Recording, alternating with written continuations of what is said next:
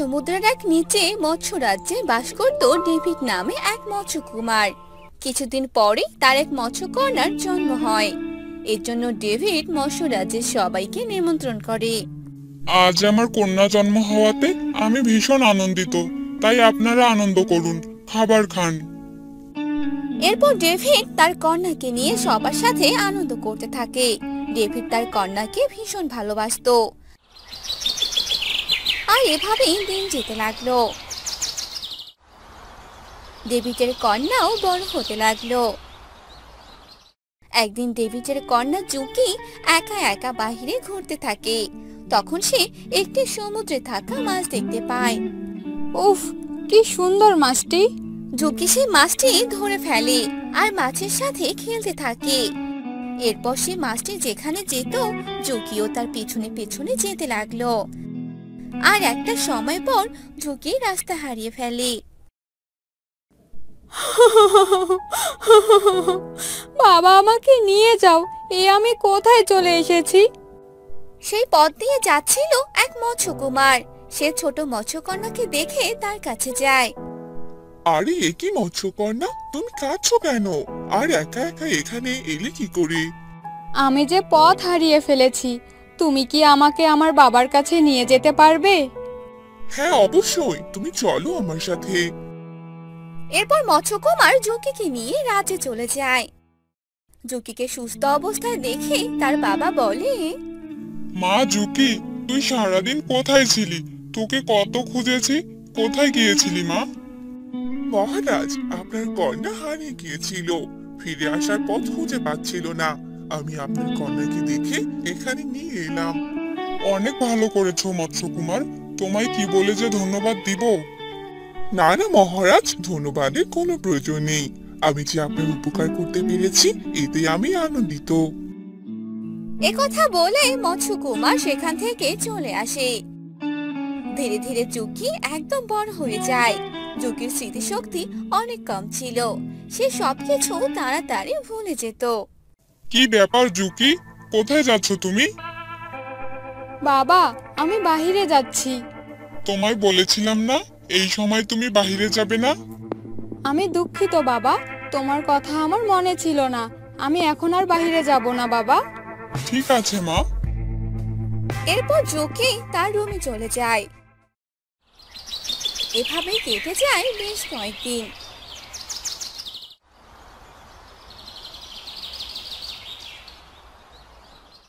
Juki বাকি মৎস্যকন্যাদের সাথে বাইরে গল্প করছিল। চলো আজ আমরা অনেক দূর থেকে ভ্রমণ করে আসি, কদিন থেকে কোথাও যেতে পারছি না। আমিও যাব তোমাদের সাথে। তারপর তারা সবাই মিলে রাজ্যের বাহিরে চলে যায়। তারা তিনজন তিন দিকে যায়। কিছুক্ষণ পর ম্যাগিও আরেকজন মৎস্যকন্যা একই জায়গায় ফিরে আসে, কিন্তু তারা জুকিকে কোথাও দেখতে পায় না। কি হলো, জুকি এখনো এখানে আসছে না কেন? সবারই তো এখানে আসার কথা ছিল। চলো আমরা জুকিকে খুঁজে আসি। কিন্তু তারা জুকিকে কোথাও খুঁজে পায় না। এরপর তারা রাজ্যে ফিরে আসে। অন্যদিকে জুকি পথ হারিয়ে ফেলে। আমি কোথায় চলে এলাম? এবার আমি রাজ্যে ফিরে যাব কি করে? আমি যে পথ হারিয়ে ফেলেছি। তখনই এক জলদস্যু জুকিকে দেখে ফেলে। আরে বাহ, কত সুন্দর মৎস্যকন্যা! মনে হচ্ছে আমার রাজ্যে পথ হারিয়ে চলে এসেছে। মৎস্যকন্যার সাথে কথা বলে আসি। এ কি মৎস্যকন্যা, তুমি এখানে? কে তুমি? আমি হলাম জলদস্যু, কিন্তু তুমি এখানে কি করছো? আমি যে পথ হারিয়ে ফেলেছি, আমি আমার রাজ্যে ফিরে যেতে চাই। যা ভেবেছিলাম তাই হলো। তুমি কি আমাকে আমার রাজ্যে নিয়ে যেতে পারবে? আমি আমার মা বাবার কাছে যেতে চাই। হ্যাঁ, চলো আমার সাথে। এ কথা বলে দস্যুটি মৎস্যকন্যাকে নিয়ে যেতে লাগলো। সমুদ্রের নিচে এক গুহায় দস্যুটি থাকতো। জুকিকে নিয়ে সে গুহার ভিতরে প্রবেশ করলো। এ কি, তুমি আমাকে কোথায় নিয়ে এসেছো? এটা তো আমার রাজ্য নয়। তবে আজ থেকে তোমায় এখানেই থাকতে হবে মৎস্যকন্যা। না, আমি এখানে থাকতে চাই না, আমাকে যেতে দাও। আমার কাছ থেকে তুমি আর কখনোই পালাতে পারবে না। একথা বলে দস্যুটি মৎস্যকন্যাকে আটকে রাখে। অন্যদিকে মৎস্যকন্যা যোগীর বাবা যোগের জন্য চিন্তা করতে থাকে। এ কি, আমার কন্যা এখনো রাজ্যে ফিরে এলো না কেন? কোথায় গেল জুকি? ডেভিড তার কর্মচারীদের পাঠিয়ে দিল, কিন্তু তারাও জুকিকে খুঁজে পেল না। এভাবেই দিন যেতে লাগলো।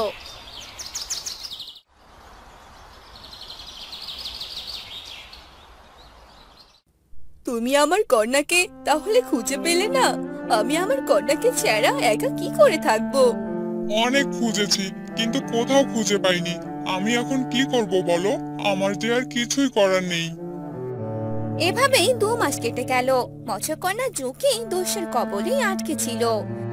একদিন সে পথ নিয়ে যাচ্ছিল এক মৎস্যকুমার, আর সে চিৎকারের আওয়াজ শুনতে পেল। বাঁচাও, বাঁচাও আমাকে। আরে, কে এভাবে চিৎকার করছে? মনে হচ্ছে কেউ বিপদে পড়েছে।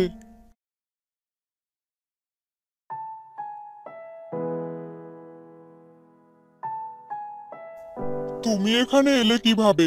মহারাজ তোমায় কত খুঁজেছে, কিন্তু কোথাও পাইনি। ওই দস্যু আমায় বেঁধে রেখেছে, আমায় বাবার কাছে নিয়ে চলো। ঠিক আছে, তাড়াতাড়ি চলো, নয়তো দস্যু দেখতে পেলে আমাদের আক্রমণ করবে। এরপর মৎস্যকুমার দ্বীপ জুকিকে নিয়ে সেখান থেকে পালিয়ে গেল। কিছুক্ষণ পর সেখানে দস্যু চলে আসে। আরে, এ কি, মৎস্যকন্যা কোথায় গেল? কার এত বড় সাহস আমার এখান থেকে মৎস্যকন্যাকে নিয়ে যায়? তাদের তো শিক্ষা দিতেই হবে। একথা বলে দস্যু বাহিরে বেরিয়ে তাদের খুঁজতে থাকে, কিন্তু খুঁজে পায় না। এদিকে মৎস্যকুমার দ্বীপ জুকিকে নিয়ে রাজপ্রাসাদে চলে আসে। মহারাজ, আপনি কোথায়? তাড়াতাড়ি চলে আসুন, দেখে যান কে এসেছে।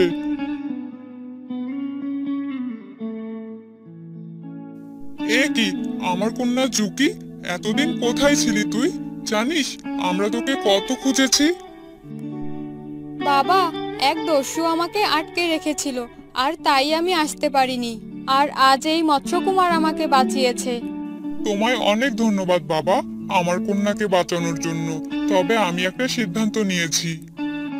কিসের সিদ্ধান্ত বাবা? তোমার সাথে মৎস্যকুমারের বিয়ে দিব। যে আমার হারানো মৎস্যকন্যাকে আমাদের কাছে ফিরিয়ে দিয়েছে, আমি তার কাছেই আমার মেয়েকে দিব। মৎস্যকুমার দ্বীপ ডেভিডের প্রস্তাবে রাজি হয়ে যায়, আর বিয়ের আয়োজন শুরু করে, আর ধুমধাম করে তাদের বিয়ে দিয়ে দেয়। মোড়ল মশাই, আজকে কি কি বাজার করা লাগবে আমায় বলুন, আমি এক্ষুনি নিয়ে আসছি। প্রতীক, তুই হচ্ছিস আমার একমাত্র ভরসা। তুই সেই ছোট থেকে আমার এখানে কাজ করিস, তোকে আমি অনেক বিশ্বাস করি। আপনি আমায় এত বিশ্বাস আর ভরসা করেন জন্যই তো আমি এখনো আপনার এখানে আছি। আমার প্রতি এত ভরসা যেন সবসময় থাকে।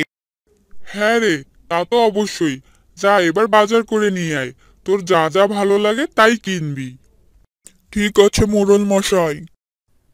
এরপর প্রতীক সেখান থেকে বাজারে চলে গেল, আর বাজার করে নিয়ে এলো।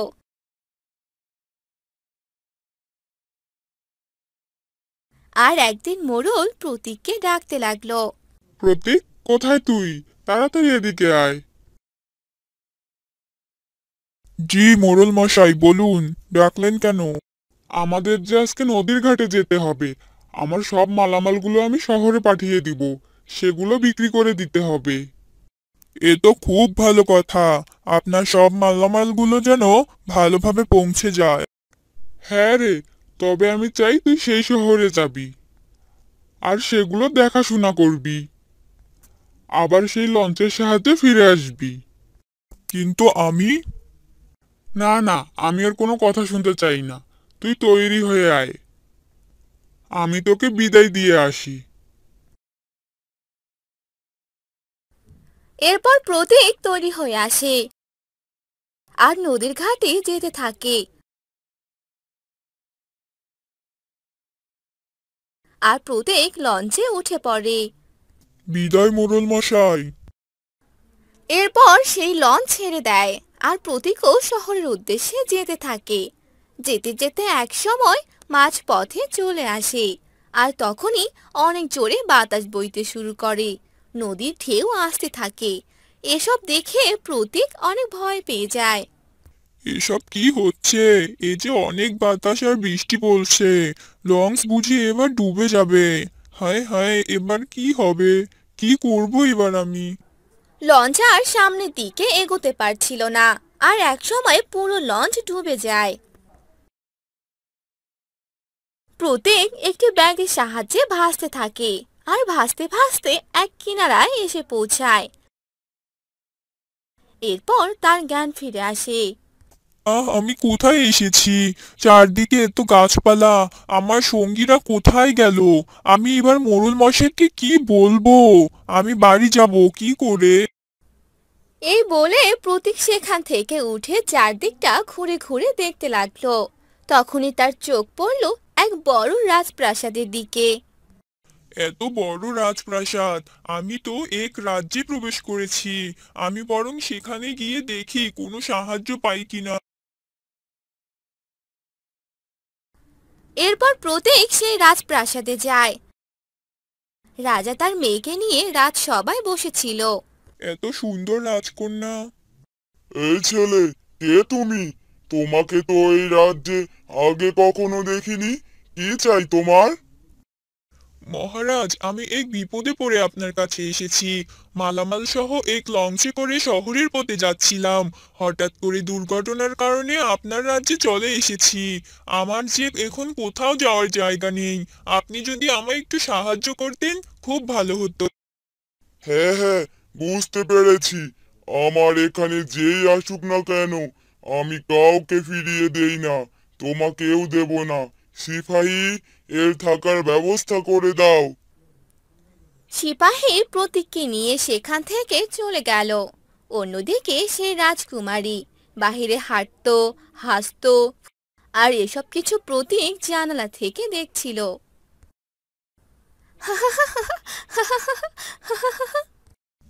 কি অপরূপ হাসি, আর দেখতেও কত সুন্দর! আমি এই প্রথমবার এত সুন্দর কাউকে দেখছি।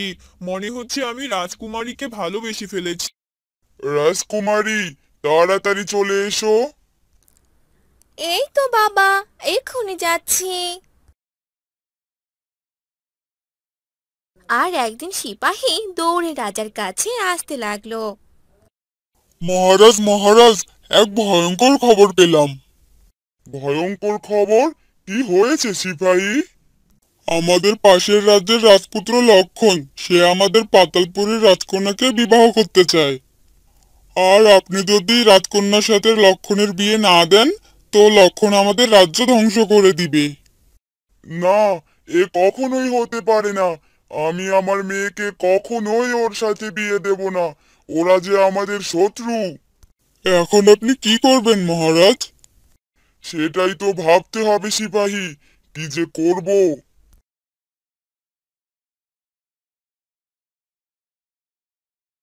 মহারাজ, আমি থাকতে আপনি কোনো চিন্তাই করবেন না। আমি এর সমাধান করতে পারবো। তুমি? কিন্তু কি করে? রাজপুত্র লক্ষণকে বলুন আমার সাথে লড়াই করতে। যদি সে আমার সাথে লড়াই করতে পারে তাহলেই সে এই পাতালপুরের রাজকন্যাকে বিয়ে করতে পারবে। আর যদি না পারে তাহলে আমি রাজকন্যাকে বিয়ে। কি? কি বললে তুমি? তুমি আমার মেয়েকে বিয়ে করবে? না, এ কখনোই হবে না। মহারাজ, রাগান্বিত না হয়ে শান্ত মাথায় ভেবে বলুন।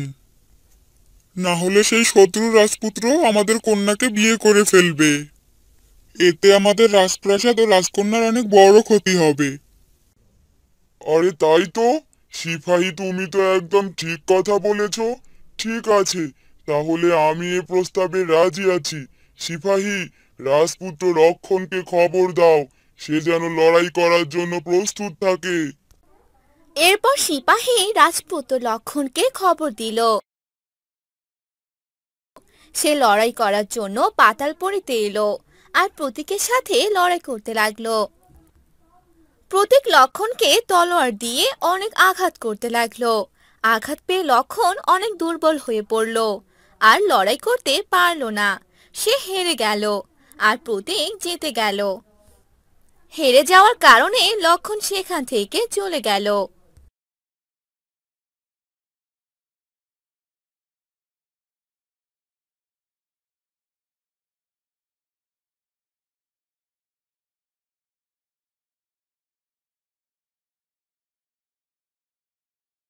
মহারাজ, আমি আমার কাজ সম্পূর্ণ করেছি। এখন কি আপনি রাজকন্যাকে আমার হাতে তুলে দিবেন? হ্যাঁ, অবশ্যই দেব। আমি আমার এই এক সাহসী ব্যক্তি চেয়েছিলাম, আর তুমি হলে সেই ব্যক্তি। তোমার এই সাহসিকতা দেখে আমি মুগ্ধ হয়েছি, তাই আমি আমার রাজকন্যাকে তোমার হাতে তুলে দিলাম। রাজার মুখে এ কথা শুনে প্রতীক অনেক খুশি হয়ে গেল। পাতালপুরীর সুন্দরী রাজকন্যাকে সে নিজের করে পেল। এরপর রাজা ধুমধাম করে তার রাজকন্যার সাথে প্রতীকের বিয়ে দিল।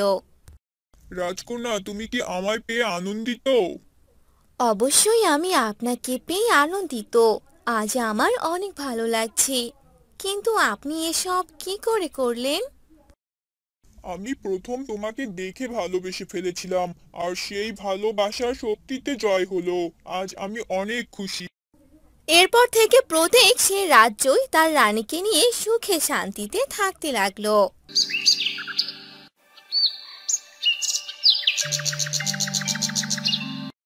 রাধা, রাধা, কই রে মা? কোথায় গেলি? এই তো চুলে তেল দিচ্ছি মা।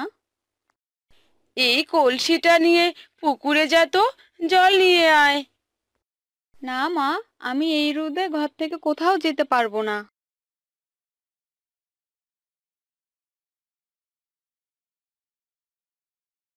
সারাদিন এমন চুল নিয়ে পড়ে থাকলে চলবে? সারাদিন শুধু চুলে এই করছে ওই করছে। এই চুল নিয়ে এত পড়ে থাকলে হবে না। হ্যাঁ, কানের কাছে চিৎকার করো না তো, আমি বাড়ির কোনো কাজই করতে পারবো না। স্বামীর ঘরে গিয়ে কি করবি শুনি?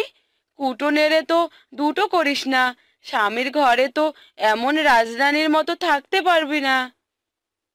কে বলেছে পারবো না? একটা বড়লোক দেখে ছেলের সঙ্গে আমাকে বিয়ে দিবে, বুঝলে? তাহলে আমার আর কোনো কাজ করতে হবে না, আমি আমার চুলের যত্ন নিতে পারবো। তোর সাথে কথাই পেরে উঠতে পারবো না। শোন, একটু পর ছেলেপক্ষ তোকে দেখতে আসবে। যা, তাড়াতাড়ি রেডি হয়ে নে, আমি রান্নাটা সেরে নেই। আর রাধার মা চলে যায়, আর রাধা তখনই তার আয়নার সামনে বসে পড়ে সাজতে। কিছুক্ষণ পর পাত্রপক্ষ চলে আসে। তবুও রাধার সাজ শেষ হয় না। তখনই রাধার মা রাগ হয়ে যায়, আর রাধার মা রাগ করে রাধার ঘরে যায়। কি রে রাধা, এখনো আয়নার সামনে বসে আছিস? এই চুলগুলো এখনো আঁচড়ানো হয় না? ওনারা যে চলে এসেছে।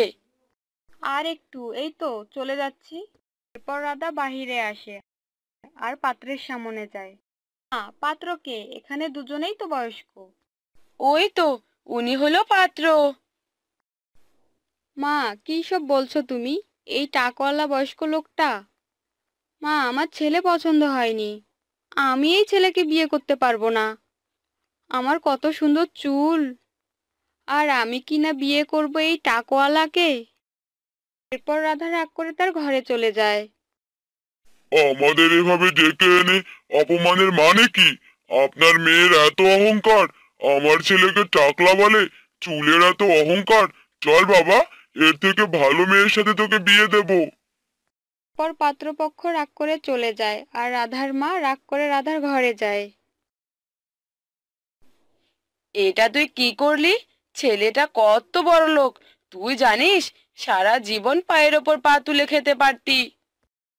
তুমি চুপ থাকো তো। কলেজে কত সুন্দর সুন্দর ছেলেরা আমার এই চুলের জন্য আমার পেছনে ঘুরতো, জানো? আর আমি কি না এই টাকওয়ালা বুড়োটাকে বিয়ে করব?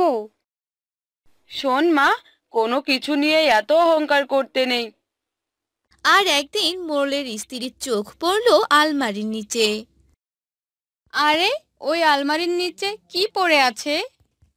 ওটা তো চকচক করছে, গিয়ে দেখি তো একবার। এ কথা বলে মোড়লের স্ত্রী সে আলমারির কাছে গিয়ে সে জিনিসটা হাতে নেয়। আরে এটা তো আমার গহনাটা, যেটা কয়দিন আগে হারিয়ে গিয়েছিল। আর এটা কিনা এখানে পড়ে আছে। আর আমি সেদিন বিমলকে অনেক কথা শুনিয়েছিলাম। না না, আমি যে গহনাটি পেয়েছি এ কথা আমার স্বামী জানতে পেলে আমায় অনেক কথা শোনাবে। আমি বরং এটা অন্য জায়গায় রেখে দেই। মোড়লের স্ত্রী তার গহনাটি অন্য স্থানে রেখে দিল আর মনে মনে বলতে লাগলো, আমি কিনা বিমলের সাথে অনেক বাজে ব্যবহার করলাম। না, এ কাজ করা আমার ঠিক হয়নি। আর আমি যে গহনাটি পেয়েছি এটিও যেন কেউ জানতে না পারে। এ কথা বলে মোড়লের স্ত্রী ঘর থেকে বাহিরে যায়। আর তখনই মোড়লের সাথে বিমল কথা বলতে থাকে। মোড়ল মশাই, আপনাদের বাড়িতে কাজ করার 2 মাস পার হয়ে গেছে, আর আপনি আমার মজুরিও দিয়েছেন। আর তাই আমি আমার বাড়িতে আপনাদের নিমন্ত্রণ করলাম। আপনি মালকিনকে নিয়ে কাল অবশ্যই আসবেন। ঠিক আছে, অবশ্যই যাব। এ কথা বলে বিমল চলে গেল। আর মোড়লের স্ত্রী মোড়লের কাছে এলো। বিমল তোমায় কি বলে গেল? হ্যাঁ, বিমল আমাদের নিমন্ত্রণ করলো। কি ওই চাকরের বাড়িতে নিমন্ত্রণ? না, আমি কোথাও যেতে পারবো না। ওই চাকরের বাড়িতে আমি যাব না। চাকর হয়েছে বলি কি ওর বাড়িতে আমরা যেতে পারবো না নাকি? না, যেতে পারবো না। তুমি হলে গ্রামের মোড়ল, আর তুমি কিনা একজন চাকরের বাড়িতে নিমন্ত্রণ খেতে যাবে? গরিব আর ধনী দেখে সবকিছু যাচাই করা ঠিক না, বুঝলে? আমরা কালকেই ওর বাড়িতে যাব। পরদিন সকালে মোড়ল তার স্ত্রীকে নিয়ে বিমলের বাড়িতে আসে। বিমলের স্ত্রী তাদের জন্য অনেক খাবারের আয়োজন করে। এরপর মোড়ল ও তার স্ত্রী খাবার খেয়ে নেয়। ও, আজ বহুদিন পর এরকম খাবার খেলাম, মনটা ভরে গেল। বিমল, তোদের বাড়িতে এসে আমাদের যে অনেক ভালো লাগলো। হ্যাঁ গো, তুমি একদম ঠিক কথা বলেছ। আর আমি আজকে একটা সত্যি কথা বলতে চাই। আসলে আমার গহনাটা সেদিন বিমল চুরি করেনি। সেটা আলমারির নিচে পড়ে গিয়েছিল, আর সেদিন সেটা আমি পেয়েছি। দেখলে তো, আমি বলেছিলাম না বিমল এ কাজ করেনি। এ কথা শুনে বিমল খুশি হয়ে গেল। তখন মোড়ল ও তার স্ত্রী সেখান থেকে চলে গেল। বিমল ও তার বউকে নিয়ে সুখী দিন কাটাতে লাগলো।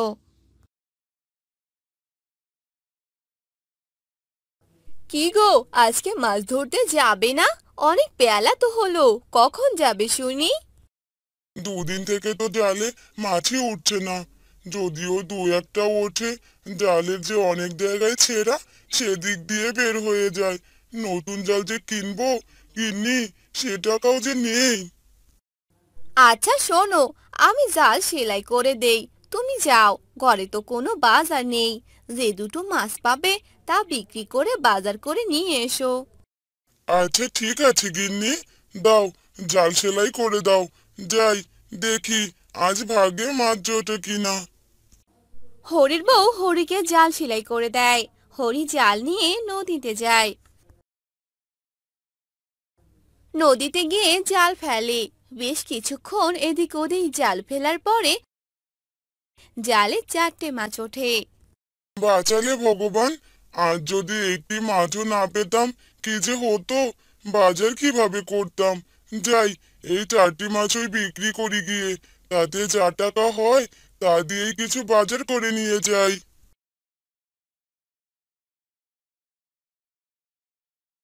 হরি সেই 4টি মাছ নিয়ে বাজারে যায়।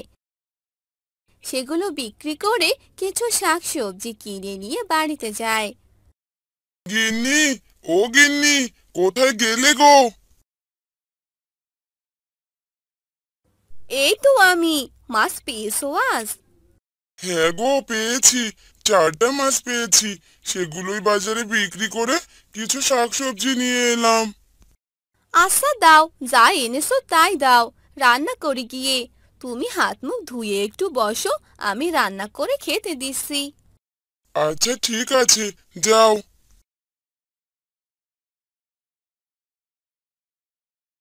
এরপর হরির বউ রান্না করতে যায়। হরি হাত মুখ ধুয়ে রান্না হওয়ার অপেক্ষা করে।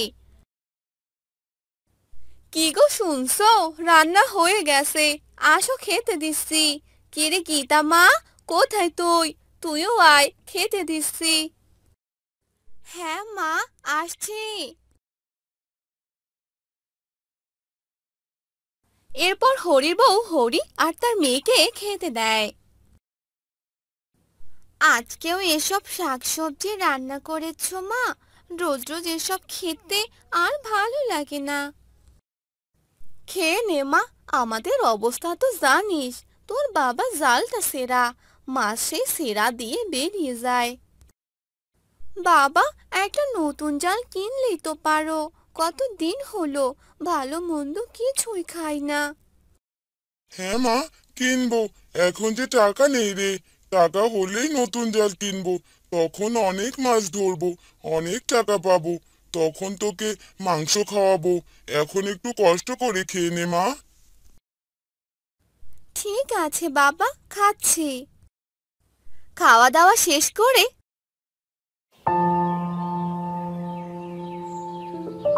পরদিন সকালবেলা গীতা তার বান্ধবীর বাড়িতে যায় দেখা করার জন্য। লালি, কিরে লালি, কোথায় তুই? বাড়িতে আছিস তুই? কে রে গীতা, তুই কেমন আছিস রে? আয় আয়, ভেতরে আয়। এমনি আসলাম রে, তোর সাথে দেখা করতে। তুই কেমন আছিস বল? লালিদের বাড়িতে চিংড়ি মাছ রান্না হয়েছে। রান্নার খুব সুন্দর গন্ধ বের হয়েছে। বাহ, কি সুন্দর গন্ধ বেরিয়েছে রে। হ্যাঁ, আজ মা চিংড়ি মাছ রান্না করেছে, তার গন্ধ বেরিয়েছে রে। তুই বস, খাওয়া দাওয়া করে যা। না রে, অন্যদিন খাবো, আজ যাই রে আমি। এরপর গীতা বাড়ি চলে যায়। রাতে তারা খেতে বসে। আজকেও এসব শাকসবজি রান্না করেছো মা? উফ, আমার আর ভালো লাগে না। খেয়ে নে মা, এমন করে না। তোর বাবার অবস্থা তো জানিস। মা, তুমি জানো আজ লালিদের বাড়ি গিয়েছিলাম। ওদের বাড়িতে আজ চিংড়ি মাছ রান্না হয়েছে। কি সুন্দর গন্ধ বেরিয়েছিল। আমার চিংড়ি মাছ খেতে খুব ইচ্ছে করছে মা। আচ্ছা রে মা, কটা দিন অপেক্ষা কর, তোকে আমি চিংড়ি মাছ খাওয়াবো। সত্যি বাবা? হ্যাঁ রে মা, সত্যি। গীতা খেয়ে ঘুমাতে যায়। হরি আর হরির বউ চিন্তায় পড়ে যায়। হ্যাঁ গো শুনছো, কি করবে এখন? বলে তো দিলে নতুন জাল না কিনলে মাছ ধরবে কিভাবে? আর মেয়েকে চিংড়ি মাছ খাওয়াবে কিভাবে শুনি? কি যে করি গিন্নি, বুঝতে পারবো না। হায় ভগবান, কেন করে বানালে আমাকে তুমি? মেয়েটাকে যে ভালো মন্দ খাওয়াতে পারি না। এরপর তারা ঘুমিয়ে পড়ে।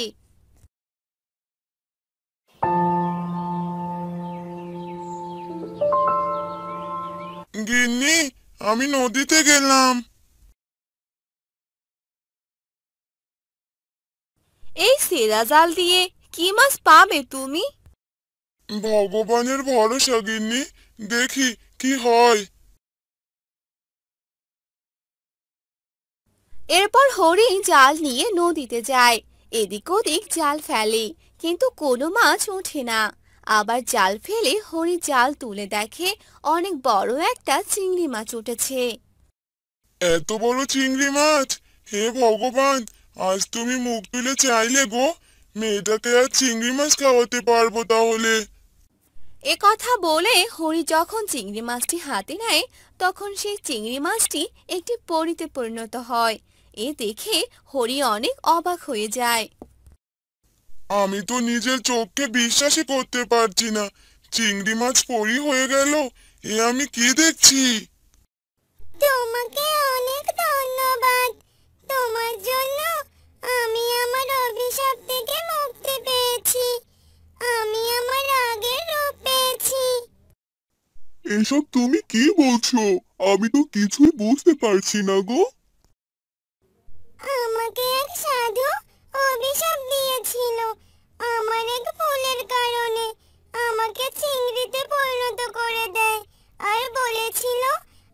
সেদিনই অভিশাপ মুক্ত হব। যে কোনো সৎ আর ভালো ব্যক্তি আমাকে স্পর্শ করবে। তুমি সৎ আর ভালো মানুষ, তাই তো আমি অভিশাপ থেকে মুক্তি পেলাম। ভেবেছিলাম মেয়েকে আর চিংড়ি মাছ খাওয়াবো, তা হলো না।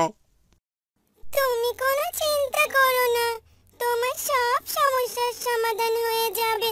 এখন তুমি বাড়ি যাও। এরপর পরী চলে যায়, হরিও বাড়িতে চলে আসে। রাতে তারা ঘুমিয়ে পড়ে। রাতে হরির বাড়িতে চিংড়ির বৃষ্টি হয়। বাবা, এ তো চিংড়ির বৃষ্টি হয়েছে মনে হচ্ছে, এ তো চিংড়ি মাছ।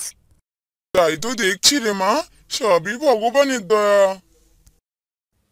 সবাই অনেক খুশি হয়ে যায়, আর তারপর থেকে তারা সুখে শান্তিতে দিন কাটায়।